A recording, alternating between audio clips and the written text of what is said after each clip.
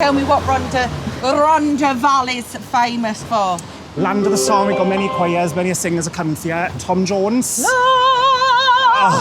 Love it. My granddad worked down the mines with Tom Jones. No way, did Yeah. he? So the Rhondda Valley, one of the things it's famous for is Troki's High Street, which was named the best high street in the UK. Hello, darling. Hello. This is the Cosy Cafe. Yes, this is Jeanette. Yeah. Do you sell stone bakes in here? Welsh cakes, yeah. Now, this looks lovely and properly homemade.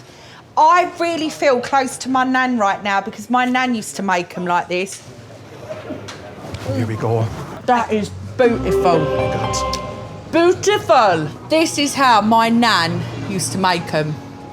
And I'm feeling a bit emotional because basically this is what is that trifle up there? Is that homemade trifle? Oh, go on, darling, give us a bit. I love a bit of homemade trifle. Do you? Go for it, my love. That looks beautiful.